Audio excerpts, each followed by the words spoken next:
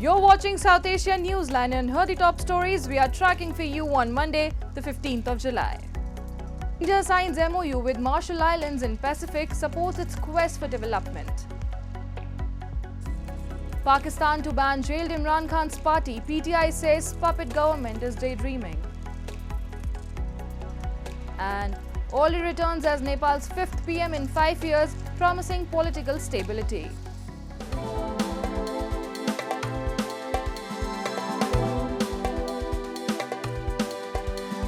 And now for all the details.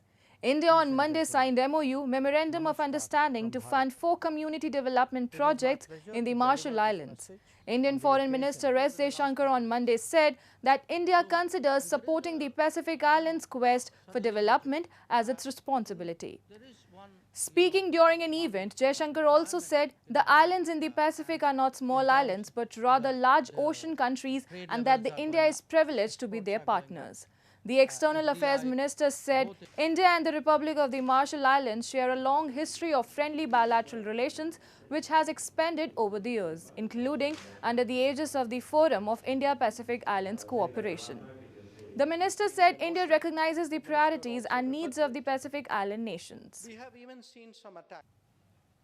At least 3 terrorists were neutralized this past weekend as security forces foiled an infiltration bid near line of control in Kupwara district of India's Jammu and Kashmir. Several weapons and other warlike stores have also been recovered. The army in a post on X informed about the operation and said it's still underway. The valley has seen a spate of infiltration attempts and terrorist attacks in the past few weeks. Over the past month, terrorists targeted 4 locations in Kathua, Doda, Raisi and Udhampur districts, resulting in the deaths of 15 people, including 9 pilgrims and 6 security personnel, while 46 others were injured. Pakistan on Monday informed that it will seek to ban the former Prime Minister Imran Khan's PTI party days after a series of court decisions favored the leader. Pakistan's Information Minister Atullah Tarar during a press conference made the announcement and said that the government would also submit a review petition before the Supreme Court of Pakistan against its last week's verdict, which affirmed PTI's status as a political party. Meanwhile, reacting to this statement, the PTI in a post on X said that the puppet government of Pakistan is daydreaming of banning the party. The post further said that no patriot can think of banning the largest and most popular party in Pakistan, and if it does, then it will shake the foundation of Pakistan and will send the country towards civil war. Imran Khan has been jailed for nearly a year over a slew of court cases he says were orchestrated to prevent his return to power in February elections.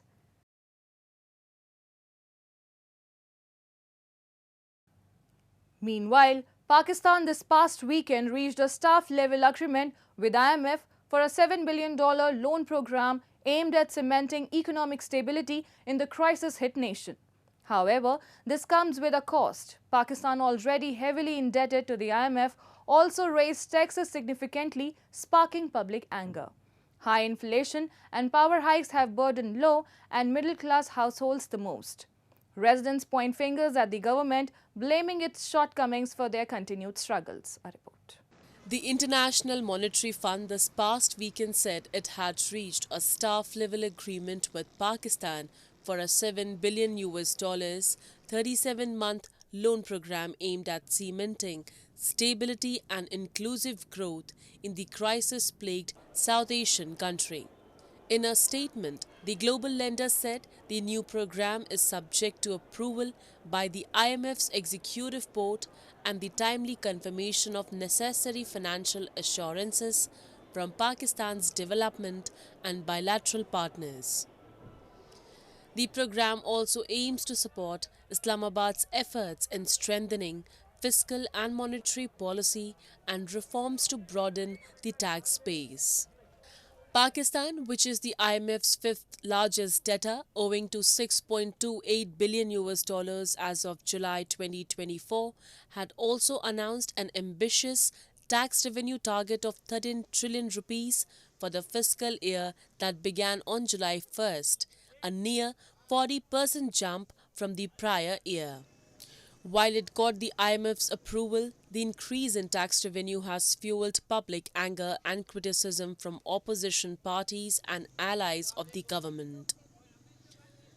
Media reports suggest the poor and middle-class households have been hit hardest by the high inflation and still feeling the impact of the IMF's bailout of Pakistan last year, which involved a series of power tariff hikes over 12 months as part of the IMF program, which ended in April.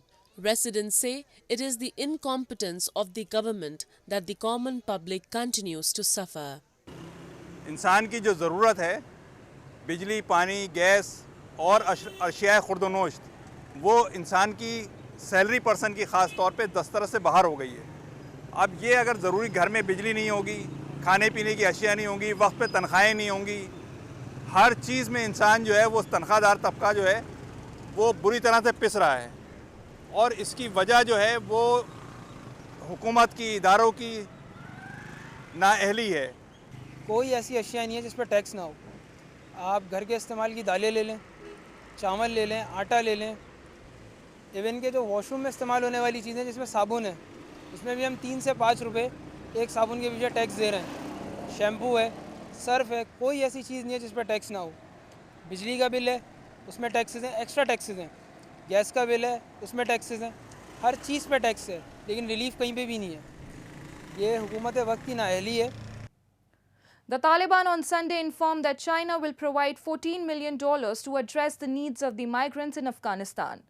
The announcement comes following a meeting between Chinese ambassador to Afghanistan Shao Jing and Taliban Minister of Economy Din Mohammad Hanif.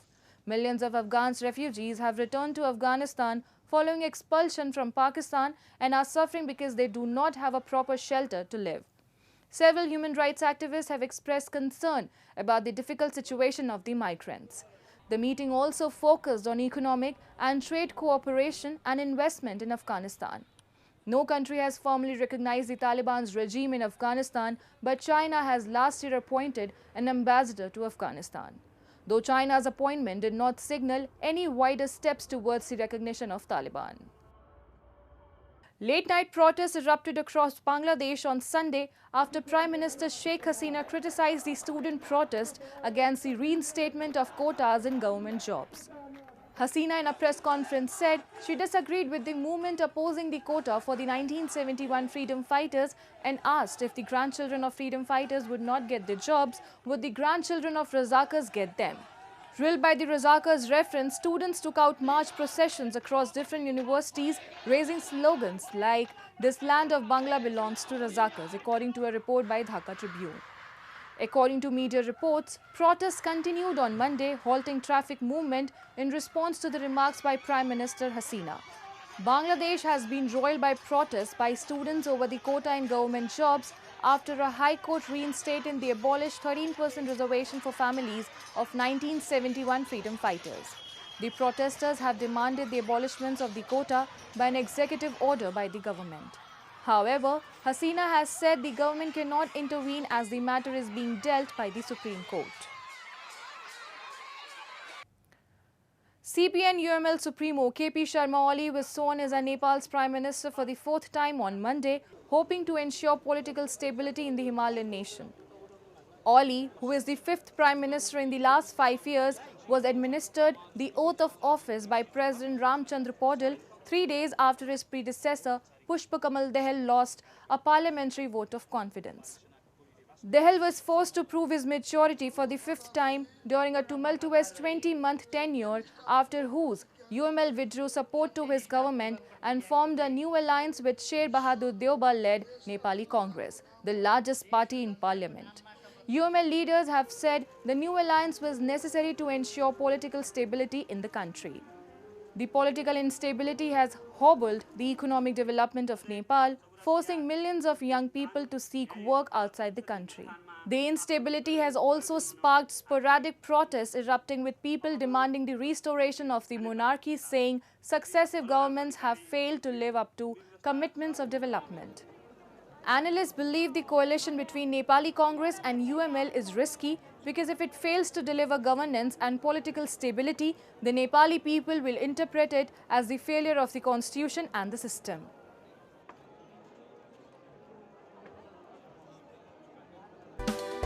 That's all in tonight's edition. We will see you same time tomorrow. Good night.